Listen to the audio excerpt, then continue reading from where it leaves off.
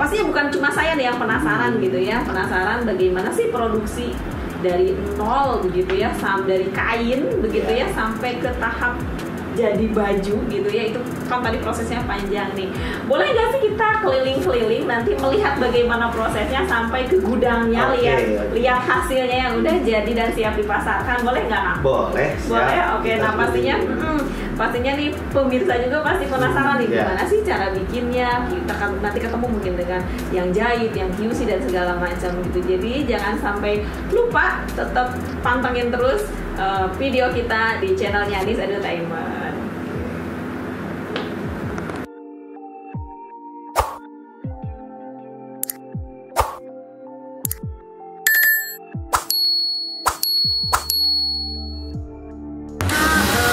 Prosesnya ya, karena kita keliling-keliling nih gitu. Yang pertama ini proses apa ini Kang namanya? Ini proses cutting. Ini namanya proses cutting ya, pemotongan berarti ya. Pemotongan. Jadi pertama ini pola dulu di sini ya. Polanya. Jadi ketika PO masuk, ini dibuatkan dulu polanya, kemudian masuk ke cutting. Nah, seperti ini. Jadi juga ada ya, pola-polanya ini udah ada. Oke. Ini untuk pola apa Kang? Ini buat denim, celana jeans. Celana jeans. Celana. Jadi kita motong misalnya 500 langsung ditumpuk di atasnya pola. Sudah ada pola. Ini ketebalannya sampai berapa ini kalau bisa motong segini banyak itu? Ini hampir kurang lebih 20 cm lah ada. Ada 20 cm. 14 sampai 20 cm. Kalau dihitung lembar berarti berapa? Lembar kain. Cecon ini sampai berapa lembar mungkin? 120 lembar kain berarti ya, kita dipotong langsung sekaligus dengan menggunakan mesin cutting. Dipotong seperti ini ya. Jadi kebayang lamun manual kerja. Kalau untuk pabrikan udah nggak bisa ya, jadi memang harus langsung sekaligus ya.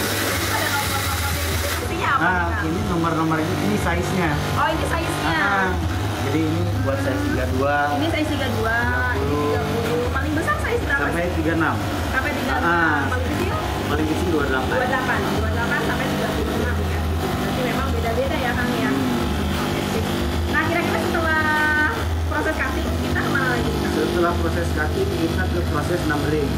Ada numbering juga, nanti kita jalan-jalan di sebelah sana ya. Kita keliling di sebelah sana, proses penomoran gitu ya, numbering. Jadi dari atas sampai bawah itu di nomor. Dikasih nomor. Yuk, kita lihat penomorannya seperti apa. Kita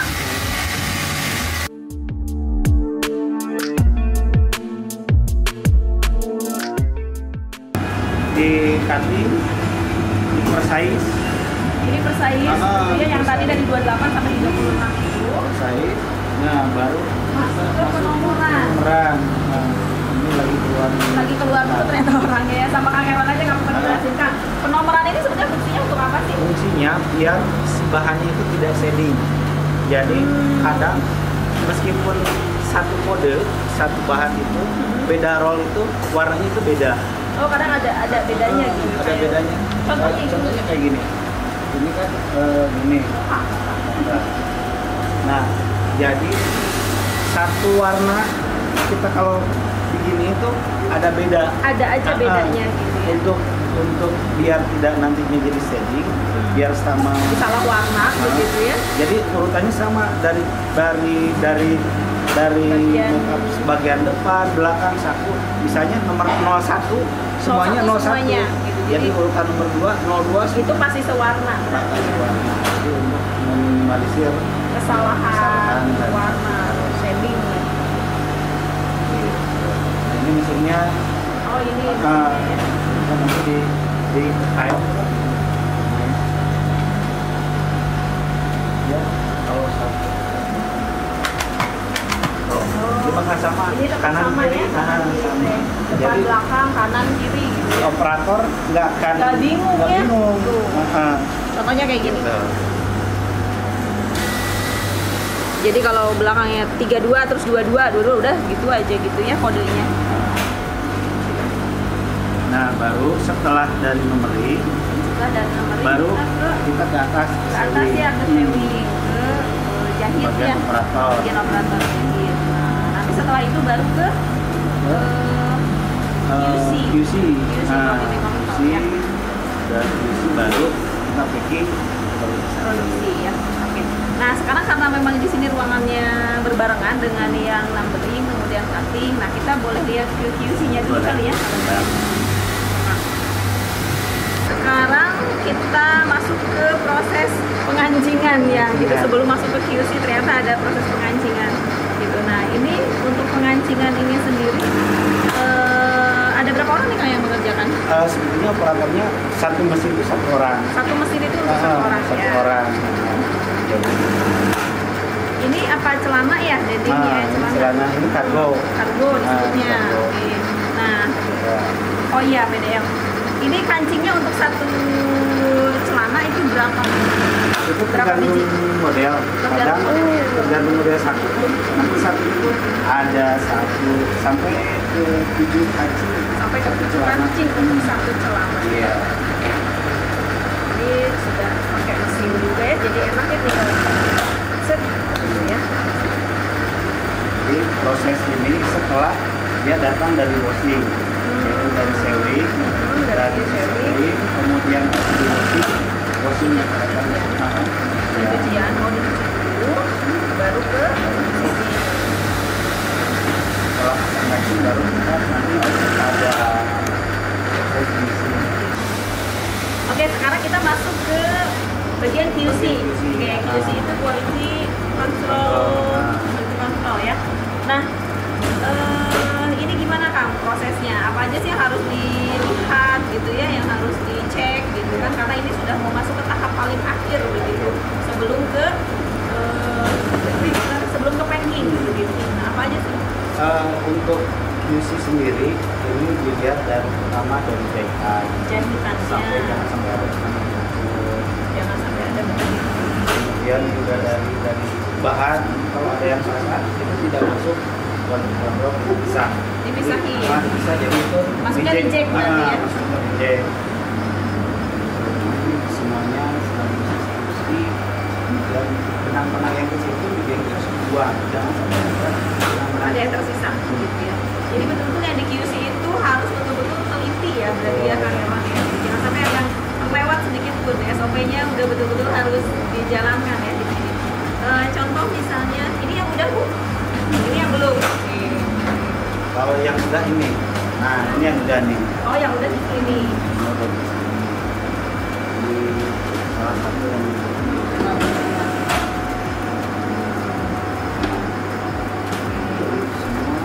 Jangan sampai ada yang tersisa. Oh ya dari kancing dalam apa segala.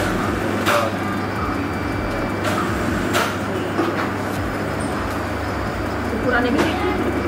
ini 32. 32. Ini size 32.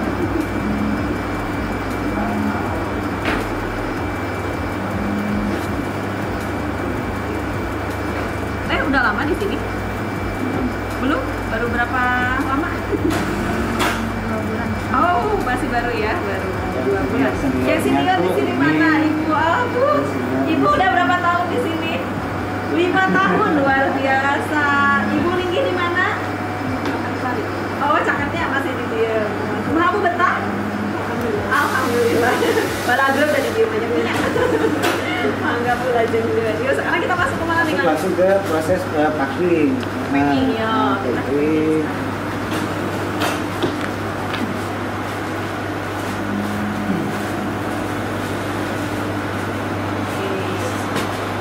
Setelah di QC lewat Proses yang lumayan panjang gitu ya. kemudian kita dipakai kita kasih handtag. Apa aja yang harus dikasih label? Label size, handtag brandnya masing-masing, baru pakai Dilipat gitu ya, masukkan ke plastiknya juga. Ini udah berapa lama? Nah ini juga sama. Udah berapa? Oh itu sudah 3 tahun. Teteh udah berapa tahun? 2 tahun setengah. Oke, masih lama teteh ya. Gitu. Susah nggak sih teh untuk tahap terakhir ini teteh? Susah? Enggak. Gampang dah. Hari lipat mah di rumah oke ya katanya. Sudah biasa dilakukan di rumah ya. Oke, santai ya gitu. Nanti setelah kita pakai kita rasio juga di size kita Size berapa tuh Kang? Per Kalau 10. misalnya 1 itu per 10 berarti ya? 10 kan baru masuk Terakhir ke sini. terakhir. Nah ini udah siap Kirim. dibayar. Oh, ini sudah siap dikirim, jadi udah masuk ke kampung ini ya semuanya. Jadi jangan sampai salah tutup, jangan sampai salah label dan segala macam ya. Ini kira-kira mau dikirim kemana aja nih kan? Ini pengiriman kita ke Lampung, ke Malang, ke Jogja, Solo, Jakarta, Tangerang.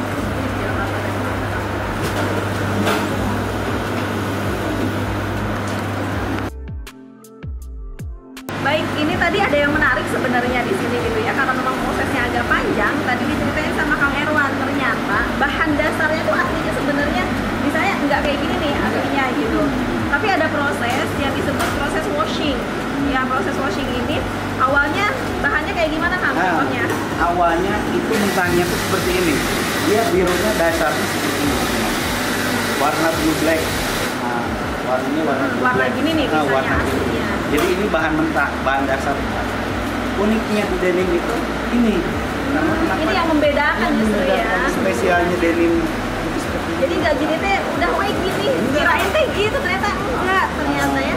Ternyata dari sini, nanti masuk ke proses washing. Proses washing. Nah, jadi setelah proses washing itu si buyer tuh modelnya pengen apa? Pengen seperti apa? Misalnya pengen birunya biru muda. Birunya atau turunin misalnya dari yang aslinya ini. gitu. Oh gitu. Jadi justru nggak selesai sampai sini ya Iya. ketika habis jahit. Ternyata ada washing dulu, dari washing itulah tergantung bayarnya mau kayak gimana sih gitu ya, warnanya misal mau diturunin kah gitu ya, birunya biru gimana misalnya kayak gitu. Itu jadi bisa berubah ternyata ya setelah keluar dari washing gitu. Mau Ya. disobek-sobek. Oh iya nih, contohnya kayak gini nih. Contohnya kayak gini nih, misalnya mau ada sobek-sobek di lututnya. Nah ini tuh prosesnya di washing. Di washing. Dia di handmade. Dan itu pun juga ini handmade. Ini handmade, tidak pakai mesin. Dia sama tangan. Begitu-gitu. Ah. Luar biasa, ini yang menjadikan MLTD berbeda dengan yang lain, dengan produk yang lain ya. Terjawab sebetulnya begitu ya. Oke, luar biasa ini ya. Sama ini aja berbeda. Nih coba. Tuh. Oke, ini ada penurunan warna ya yang ini. Nah, ini birunya jadi lebih muda birunya dibandingkan yang ini. Ya. Padahal mungkin warna aslinya waktu pas itu sama. Sama warnanya. Kain dasarnya Kain itu dasar. sama. Tapi ketika masuk washing, yang ini bisa pengen yang lebih tua, yang ini lebih muda gitu ya. Menurut bayarnya itu pengen yang turunin. Terus ini mah di sini nih pengennya begini. Oh, iya. Ini mah gini doang misalkan gitu ya. Nah, itu tergantung permintaan. Luar biasa. Keren banget. Ini contoh. Jadinya itu.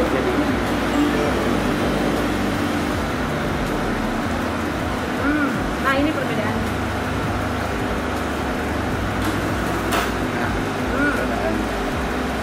Hitam dan ini jadi apa? Nah ini contoh konkret juga nih, yang tadinya warnanya ini setelah di washing itu turun warnanya jadi berubah, jadi seperti ini. Inilah keunikannya denim itu beda dengan celana katun biasa. Kalau udah hitam itu ya udah udah. itu gitu ya, nggak bisa diturunin atau dinaikin lagi Nah. ya warnanya. Oke, lanjut sekarang kita lihat ke proses sewing ya, penjahitannya.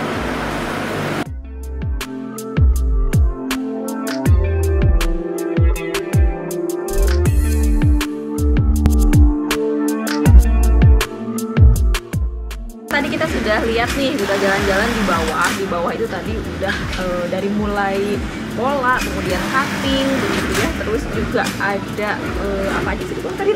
Ada finishing juga ya, sampai ke packing gitu ya, sampai ke tahapan packing.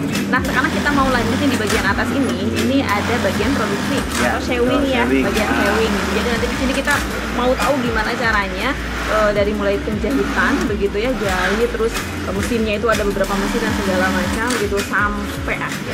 Yuk Kang Erwan, kita lanjutin. Ya. Oke, untuk yang pertama nih, ini nih prosesnya kan ada yang kecil-kecil kayak gini nih, kayaknya kayak kantong kayak gitu. Ini gimana nih Kang Erwan? Jadi sebelum proses masuk ke penjahitan, terjahit. Jadi biar semuanya sama. Dari size 28, 30, 32 kita harus dipatron dulu. Patron namanya patron, di pola. Oh, di pola. Nah, jadi seperti ini di pola dulu. Nah, jadi sebelum masuk jahit dulu. Nah, ini ya prosesnya ya. Jadi ini ada nomor-nomornya gitu ya. Jadi semuanya itu sama gitu, nggak ada yang beda-beda. Ini kayak gini maksudnya ya, ini yang sudah dipotong ya, di cuttingnya. Oke. Dari sini kita kemana nih Kang Erwan? Lanjut ke mesin yang gede. Ada mesin-mesinnya macam-macam ya Kang Erwan ya? Ada berapa mesin sih biasanya kalau misalnya? Ada 9 lah. Kurang lebih 9 mesin ya, memang berbeda-beda gitu ya. Yuk kita sekarang kemana dulu? Oke, kita ke mesin yang... Nah sekarang kita mau lihat bagaimana proses untuk masuk ke tahapan produksi jahitnya begitu ya. Nah ini ada beberapa mesin ya Kang Erwan ya. Ada beberapa mesin. Coba Kang Erwan boleh dijelasin nih mesinnya ada mesin apa aja? Jadi di denim itu ada enggak 1 atau 2 mesin, tapi dia diproses dengan hampir 9 mesin yang berbeda. 9 mesin yang berbeda. Jadi setiap proses itu mesinnya beda, setiap proses. Itulah kespesialannya jeans sama keunikannya jeans. Nah ini yang paling pertama nih. Yang paling pertama ini adalah mesin make up. Ini mesin make up. Mesin make up itu mesin lilit.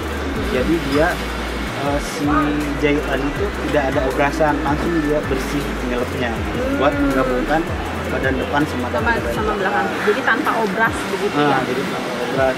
Mesinnya seperti ini ya, tapi kebetulan operatornya memang sedang istirahat. Jadi dilihatin aja. Oh ini kayak gini. Jadi proses juga penggabungan antara depan sama belakang. Oke. Nah, oh ini yang disebut rantai, jadi rantainya. Oke. Nanti setelah ini ke mesin ban sekarang. Ya, kita ke mesin ban. Mesin ban tuh dia pasang buat khusus pasang pinggang, buat di pinggang aja. Jadi setelah dijahit dia pasang pinggang. Nah ini yang dia ban, operatornya kebetulan lagi nge-share dulu. Jadi biar nggak pisahin ya, biar nggak sering. Ada nomornya. Ada serial nomornya itu ya, jadi harus berurut ya. Begitu. Kalau salah, udah nanti sudah sesuai ininya ya, ukurannya begitu ya. Tuh sebelah sana lagi dirapihin dulu. Nanti ada juga proses ini lagi. Sekarang kemana Kang? Ini kita ke proses obras gunung, namanya ini seal stitch. Seal stitch. Obras apa? Obras gunung. Obras gunung. Oh yang kayak segitiga gini ya. Oh mesinnya lebih kecil ya? Lebih kecil. Ini juga warnanya pasti menyesuaikan ya? Menyesuaikan sesuai dengan pesanan pesanannya. Mesinnya relatif lebih kecil dibandingkan dengan mesin ban tadi gitu ya, atau mesin yang besar. Oke, sekarang ini masuk ke jahit, penjahitan. Bagian operator jahit. Operator jahitnya. Ini bagian pasang. Khusus pasang saku. Oke, ini pasang saku. Sama Kang siapa ini Kang? Sama Kang Yogi. Oke, Kang Yogi udah lama kerja di sini? Alhamdulillah. Berapa tahun? 3 Oh, baru 2 bulan ya. Oke, baru ini masang ini ya sakunya ya, proses sakunya. Mana ada yang udah jadi sekarang? Oh ini. Nah ini saku.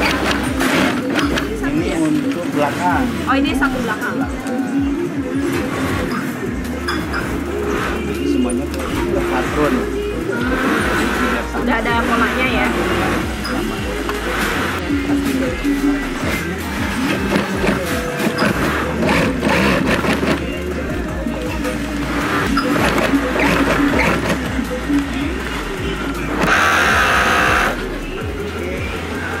Sekarang kita masuk ke mesin obras ya Kang Erwan ya. Ini fungsinya apa aja nih Kang? Ya, bisa langsung dijelasin sama yang bekerja ini. Kang, ini teh penggabungan antara yang mana sama yang mana? Oh yang depan sama yang belakang. Penggabungan antara yang depan sama yang belakang. Jadi obras gitu ya Kang ya? Tandem. Apa? Tandem namanya ya. Selanjutnya, ini masuk tahap apa lagi nih Kang Erwan? Kita pasang tali ban tali. Nah, oh tali yang ini yang pinggang. Jadi seperti gesper. Oke. Kemudian juga untuk memperkuat di proses dari jahit ini. Namanya proses apa? Bartek. Namanya proses bartek, ya. Boleh dilihat. Nah, boleh di. Nah, ini mesinnya juga beda ya, Beda mesinnya. Ya? Khusus mesin bartek. Tuh, masanginnya kayak gini ya. Mesinnya gini ya. Ini kan pertamanya kecil-kecil gini. Oke. Jadi tinggal dimasukin. Operatornya pun juga beda-beda. Beda-beda juga ya gitu. Jadi belum tentu yang kita jahit itu bisa pasang gini gitu ya. Oke, jadi spesifik ya. Satu-satu masing-masing spesifik. Satu ini berapa sih? Jumlah talinya ini. Jumlah talinya untuk satu celana? Untuk satu celana 6. Rata-rata 6 ya. 6 buah.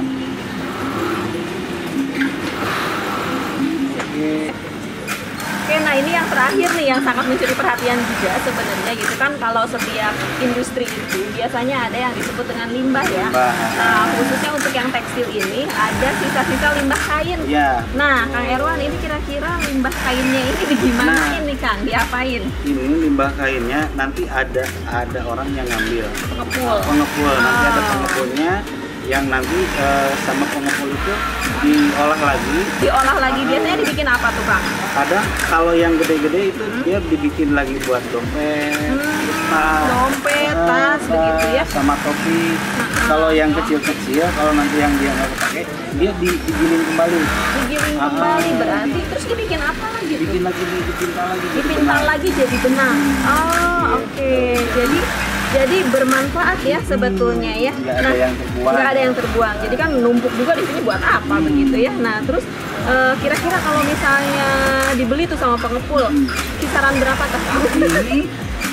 Kalau zaman dulu, saya 2012-an itu harganya sekilo sampai 2.500 sampai 2.000. Sekilo bisa jadi 2.500. Kalau sekarang cuma 300 rupiah. 300 rupiah untuk tapi lumayan lah ya. Lumayan lah. Nah ini biasanya bisa menghasilkan berapa kantung atau berapa kilo nih Kang? Ini hampir lebih dari 3 kintal lah, 4 sampai 5 kintal. Untuk berapa produksi tadi? Untuk seminggu. Kalau misalnya sebulan tuh hampir 2 tonan lah. 2 bulan itu bisa sampai 2 tonan lebih ya. Kali 300 rupiah. Kali 300 rupiah lumayan ya. Aritonasi buat jajan gitu ya. Oke sih. Iya baik Kang. Ya berarti kan tidak ada yang terbuang ya. Maksudnya semuanya walaupun ini limbah jadi bisa diolah kembali. Bahkan mereka bisa bikin benang lagi gitu ya, dipintal kembali dan itu bisa dijual lagi gitu ya sama para pengepul gitu ya. Kadang kalau yang dia polyester banget yang ada ininya, dia dijual ke pabriknya. Untuk apa? Jual ke pabrik untuk tahu. jadi bahan bakar.